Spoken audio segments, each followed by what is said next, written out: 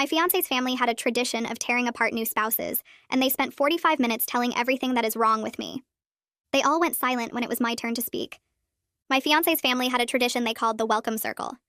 Every time someone new was about to officially join the family through marriage, they held a special dinner. At this dinner, the entire family would take turns telling the newcomer all the things they thought were wrong with them. They called it cleansing. They said it was important to air out concerns before the wedding so there were no secrets and no resentment. They said it helped new family members understand what they needed to work on to truly belong. My fiancé told me about this tradition 3 months before our wedding.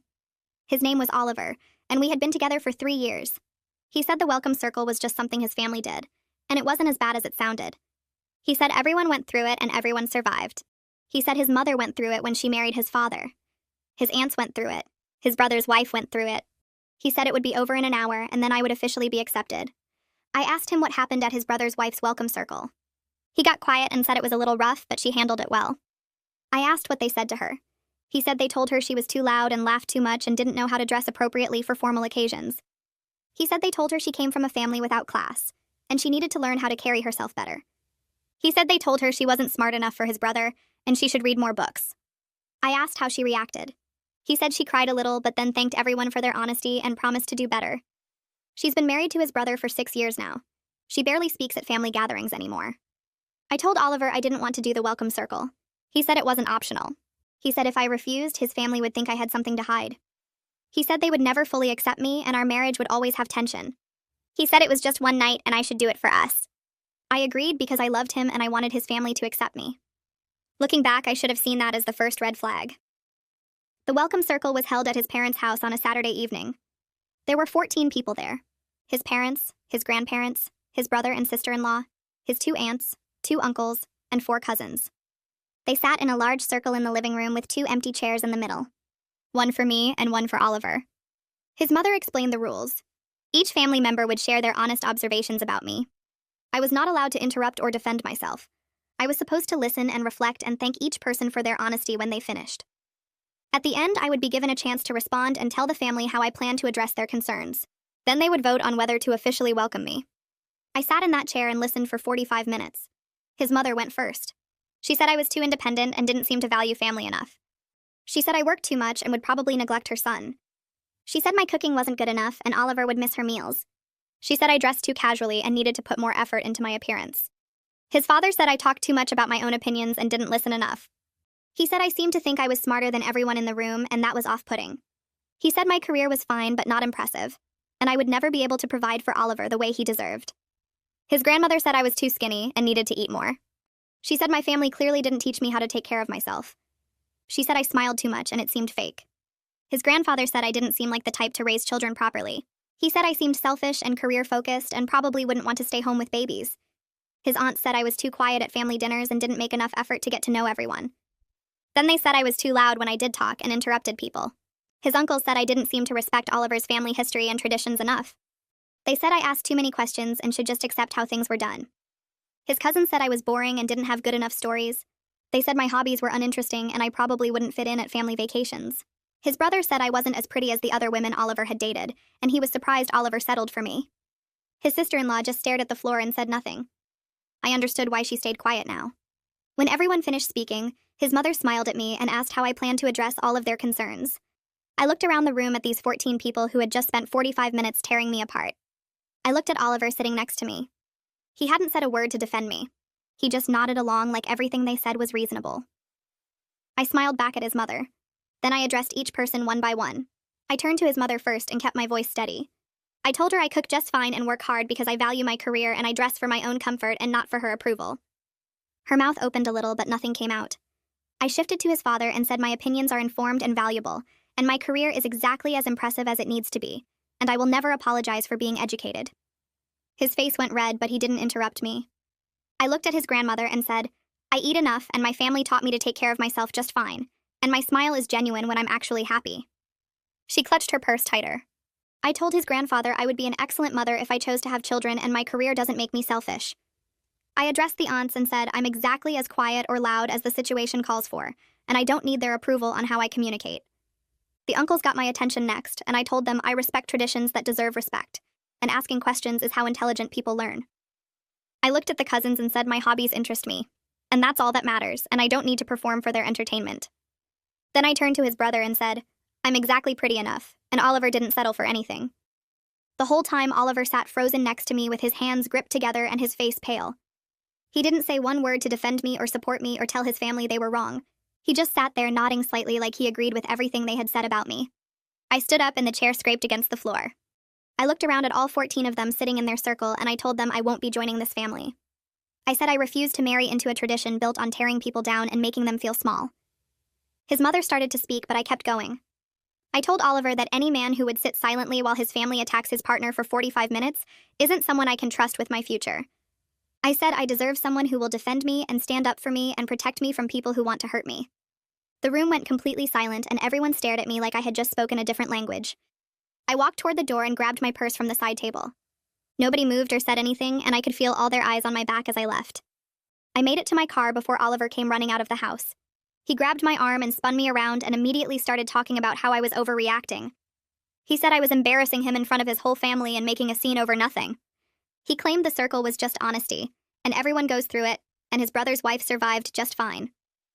I pulled my arm away and told him his brother's wife doesn't speak anymore at family dinners. He said I was being too sensitive and throwing away 3 years over one difficult evening. He kept talking faster, and his voice got louder, and he said his family was just trying to help me improve myself.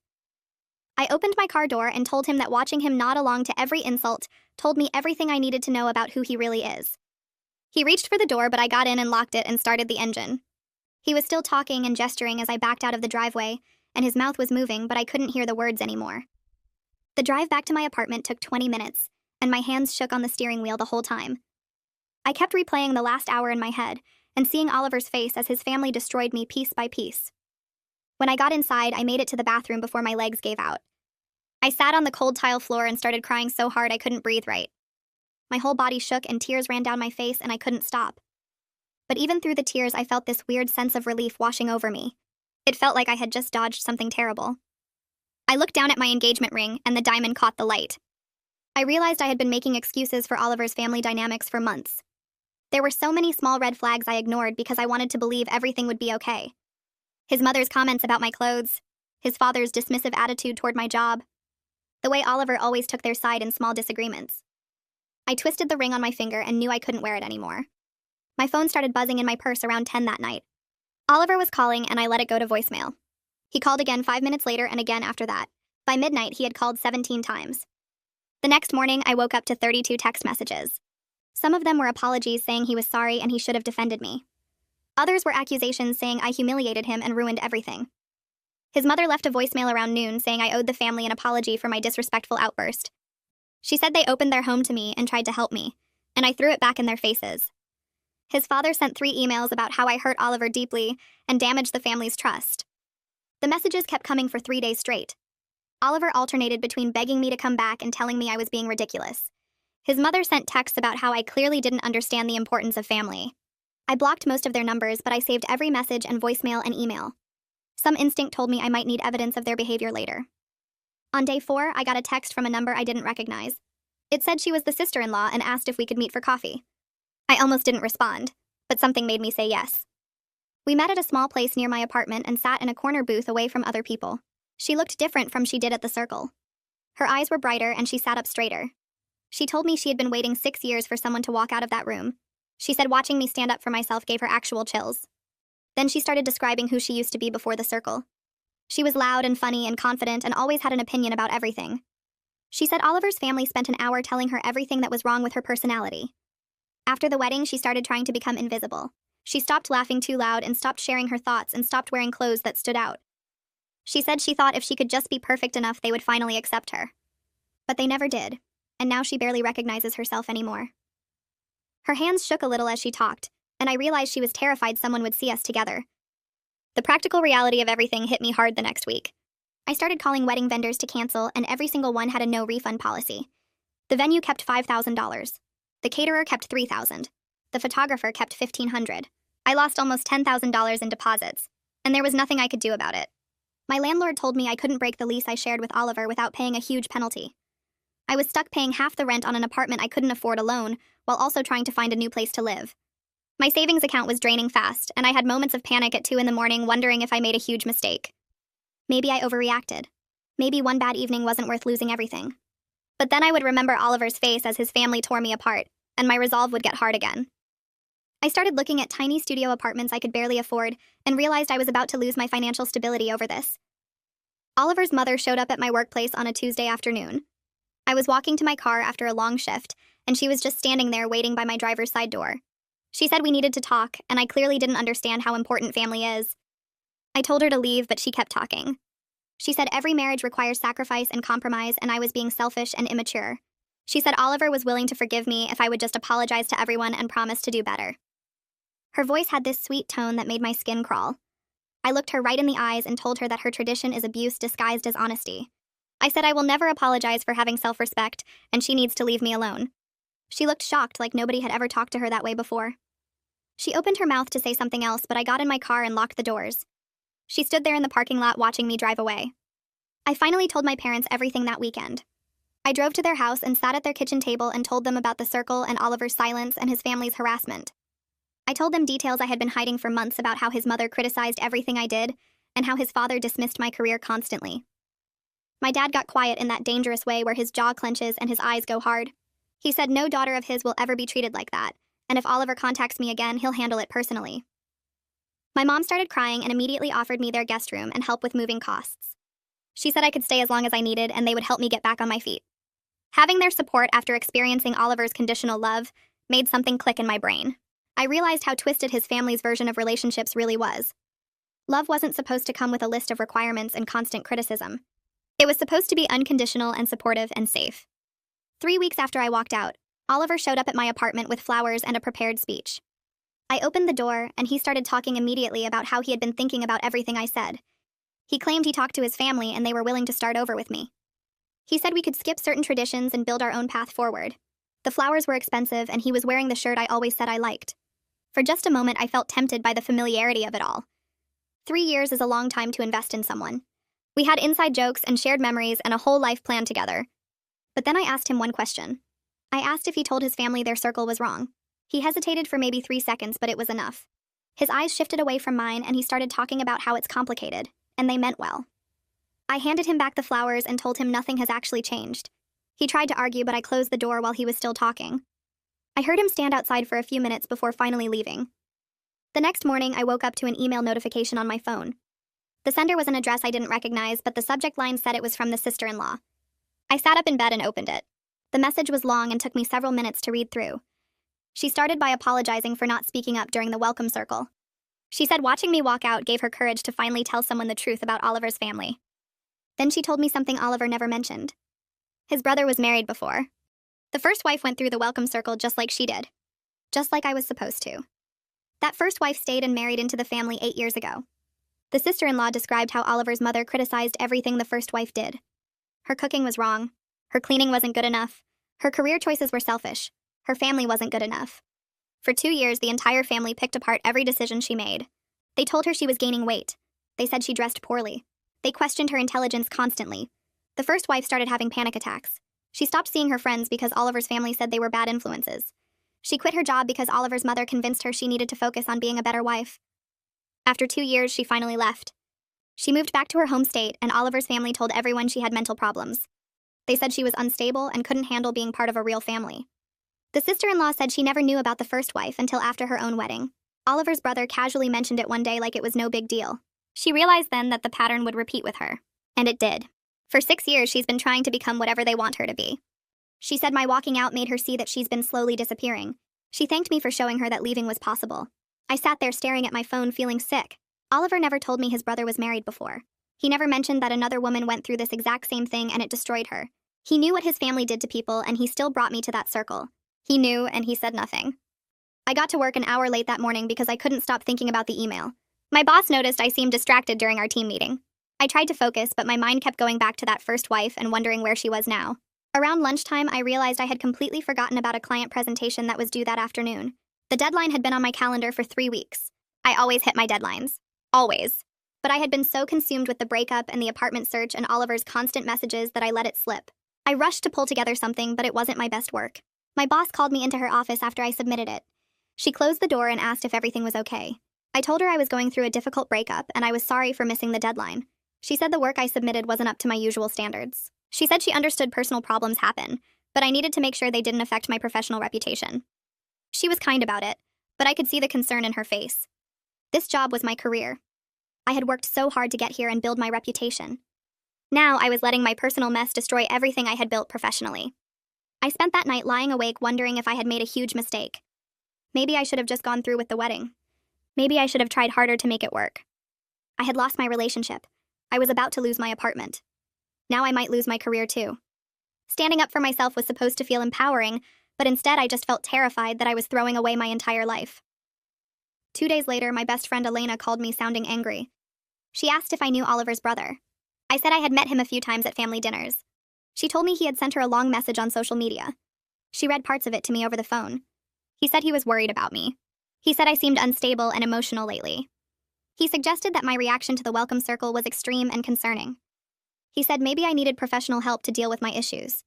He told Elena that as my friend, she should be concerned about my mental state. He implied that I was having some kind of breakdown, and my friends needed to intervene. He painted the whole situation like I was the problem, like I was crazy for walking out, like there was something wrong with me for refusing to accept their tradition. Elena was furious. She had already screenshotted everything and sent it to me before calling. She told him to never contact her again and blocked him immediately. But I realized what they were doing. They were trying to isolate me. If they could convince my friends that I was unstable, then I would have no support system. They wanted everyone to think I was the problem, so nobody would believe my side of what happened. It was calculated and cruel. I saved all the screenshots in a folder on my computer. Some part of me knew I might need evidence of their behavior later. The apartment search became urgent after that. I couldn't stay in the place I shared with Oliver. Every corner reminded me of the life I thought we were building. I looked at places I could barely afford on my salary alone. Most were too expensive or in bad neighborhoods or required income I didn't have. I finally found a tiny studio apartment across town. It was smaller than my bedroom at Oliver's place. The kitchen was just a hot plate and a mini fridge. The bathroom was so small I could barely turn around. But it was mine and I could afford it if I was careful with money. I signed the lease and put down the deposit. It took almost all my savings. I scheduled the move for a day when Oliver would be at work. I didn't want to see him. I didn't want to hear him try to convince me to stay. My dad drove over with his truck to help me move. We packed up my stuff while Oliver was gone. My clothes and books and the few pieces of furniture that were actually mine. It didn't take long. I realized how little of that apartment was really mine. Most of the furniture was Oliver's. Most of the kitchen stuff belonged to his mother, who had given it to us. I had been living in a space that never felt like home. My dad loaded everything into his truck without saying much. When we finished, he looked at me and said he was proud of me for choosing myself. He didn't say I told you, so even though he had never liked Oliver's family, he just helped me carry boxes up 3 flights of stairs to my new studio and told me I could always come home if I needed to. 2 months after the welcome circle, I stopped at my usual coffee shop on the way to work. I was standing in line waiting to order when I saw Oliver sitting at a table by the window. My heart started beating fast and my hands got sweaty. I thought about leaving, but he had already seen me. He stood up and walked over. He asked if we could talk for a minute. I said I only had a few minutes before work. We sat down at his table and he started talking about how much he missed me. He said he had been thinking about everything that happened. He asked if there was any chance we could try again. I looked at him sitting across from me and realized something strange. He looked smaller somehow. Less important. 2 months ago, the thought of losing him made me feel like my world was ending. Now I just felt tired and a little sad. Sad for the relationship I thought we had that never actually existed. Sad for the time I wasted trying to fit into his family. But I didn't feel the pull I expected. I didn't want to reach across the table and hold his hand. I didn't want to hear about how much he missed me. I just wanted to get my coffee and go to work. I told him I hoped he was doing okay, but I needed to go. He tried to say something else, but I stood up and walked to the counter. I ordered my coffee and left without looking back. The whole interaction took maybe 5 minutes. I realized during my drive to work that I was going to be fine. That afternoon, the sister-in-law called me crying so hard I could barely understand her. She said she finally told her husband she wanted marriage counseling. She said she couldn't keep living the way they had been living. She needed help dealing with how his family treated her. He refused immediately. He said she was influenced by me. He called me a bad influence who was trying to destroy their family. He said if she kept talking to me, he would have serious concerns about their marriage. She was terrified, but she was also determined. She said she couldn't go back to being silent after finding her voice again. She said watching me walk away showed her that she deserved better too. She asked if I regretted leaving Oliver. I told her the truth. I said the first few weeks were awful and scary, and I questioned everything. But now I felt lighter than I had in years. I felt like myself again. She cried harder and said she didn't know if she was strong enough to leave. I told her she didn't have to decide anything right now. She just needed to keep being honest about what she needed. We talked for almost an hour. When we hung up, I realized that walking away from Oliver's family wasn't just about saving myself. It was about showing her that leaving was possible. That she didn't have to spend the rest of her life disappearing to make other people comfortable. 3 days later, my mom called to say a letter had been delivered to their house addressed to me. She asked if she should open it or bring it over. I told her to open it and read it to me. It was from Oliver. A long handwritten letter that my mom said was at least 4 pages. She started reading, and I could hear the anger building in her voice. Oliver wrote that he had been doing a lot of thinking. He said he realized how much his family's opinion meant to him, but he was willing to make a sacrifice for us. He said he would cut off his entire family if I would take him back. He said we could move to a different city and start fresh without them. He made it sound like he was offering me this huge gift. But the whole letter was full of guilt trips. He kept saying how much he was willing to sacrifice. He said I was forcing him to choose between his family and me. He said no other woman had ever made him feel this conflicted. He wrote about how hard this decision was for him, and how much it would hurt to lose his family. Every sentence made it clear that he resented having to pick. He was offering to cut them off, but he wanted me to know what it was costing him. He wanted me to feel guilty for making him choose. My mom finished reading and asked what I wanted her to do with it. I told her to throw it away. I didn't need to respond. Oliver was still trying to manipulate me into feeling responsible for his choices. He hadn't learned anything. He still didn't understand that the problem wasn't just his family. The problem was him and his inability to stand up for what was right. I called my friend who works as a lawyer and asked her advice about getting Oliver and his family to stop contacting me. She said I should send a formal cease and contact letter. She offered to write it for me for free, but I insisted on paying her something. It cost me $300 I didn't really have, but it felt necessary. The letter went to Oliver and his parents and his brother. It said they needed to stop all communication with me immediately. It said any further contact would be considered harassment. It mentioned the messages to Elena and the voicemails from his mother and the letter to my parents' house. It said I was documenting everything in case I needed legal protection later. My friend sent it certified mail so we would have proof they received it. She told me to keep records of any contact that happened after they got the letter. I felt better having that boundary in place even though it cost money I couldn't afford. At least now there was a legal record that I had asked them to leave me alone. 3 months after walking out of the welcome circle, I made an appointment with a therapist. I knew I needed help understanding why I almost married into that family. I needed to figure out what made me ignore so many warning signs. The first session was hard. The therapist asked me to describe my relationship with Oliver from the beginning. As I talked, I started seeing patterns I hadn't noticed before. How he always made plans without asking my opinion first. How he would get quiet and distant when I disagreed with him. How he expected me to spend every holiday with his family, but never made time for mine. The therapist said I had been taught to be accommodating. She said I saw love as something you earn through sacrifice instead of something freely given. She said that made me vulnerable to Oliver's family dynamics. Over the next few weeks, we worked on understanding why I stayed so long. Why I agreed to the welcome circle even though everything in me said it was wrong. She helped me see that I had been taught to value other people's comfort over my own well-being. She said learning to recognize my own worth independent of anyone else's approval would take time. The sessions were expensive and hard, but I kept going. I was learning things about myself that I needed to know. 4 months after the breakup, my boss called me into her office again.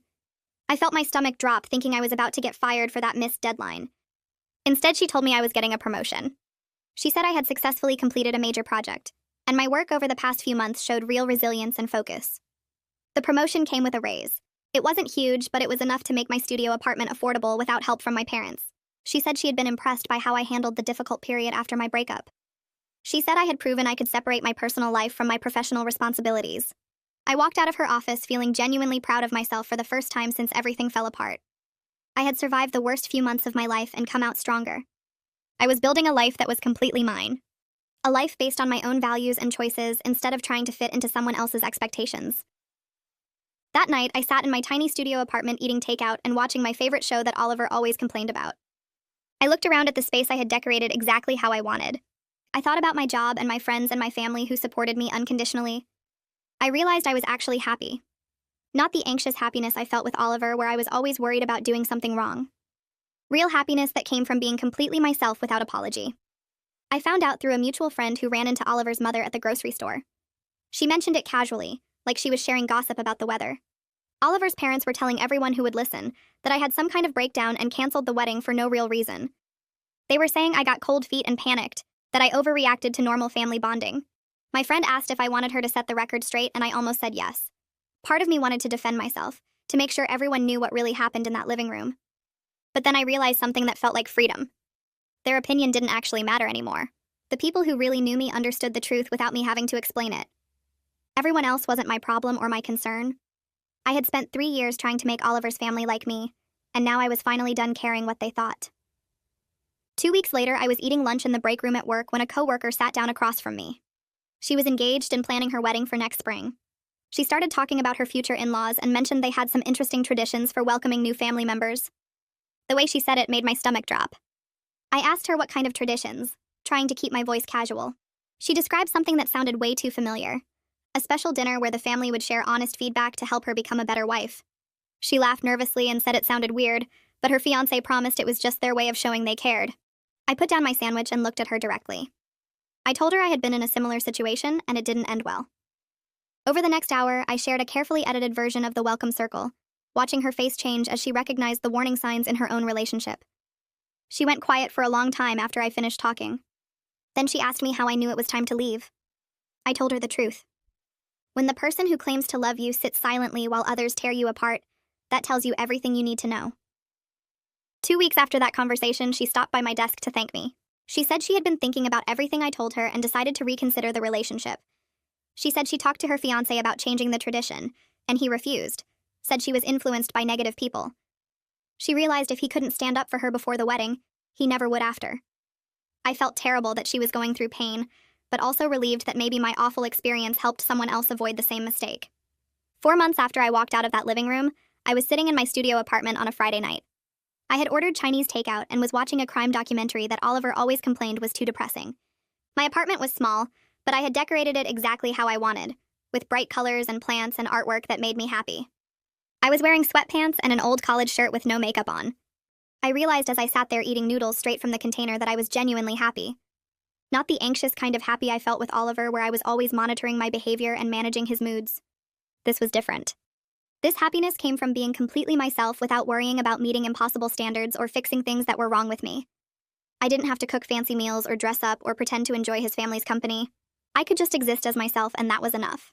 The thought made me smile into my takeout container. I started building a life where people celebrated me instead of trying to change me. My parents called every week just to check in and tell me they were proud of how strong I was being. My best friend came over most weekends, and we would cook together and watch movies and talk about everything except Oliver. At work, I was thriving because I could focus all my energy on projects instead of relationship drama. I got assigned to lead a new team, and my boss said she chose me because I had proven I could handle pressure and come out stronger. I even started dating again, though I was much more careful this time. I paid attention to red flags I would have ignored before. When a guy I went out with made a joke about his mother knowing best about everything, I ended it after 2 dates. When another one talked over me at dinner, I didn't give him a second chance. I had learned that I deserved someone who would defend me, not someone who would sit silently while others attacked me. The sister-in-law texted me sometimes with updates. She started going to counseling and setting boundaries with her husband's family. She said it was hard, but she was remembering who she used to be before the welcome circle broke her down. Walking away from Oliver and his family was the hardest thing I ever did. It cost me 3 years of my life, thousands of dollars in wedding deposits, and the future I thought I wanted. But it taught me something more valuable than any of that. It taught me that I was strong enough to choose myself, even when it meant losing everything I thought I needed. I learned to trust my own judgment instead of second-guessing every instinct. I built a life based on my own values instead of trying to fit into someone else's twisted idea of family. And that was worth more than any acceptance from people who thought love meant tearing each other down.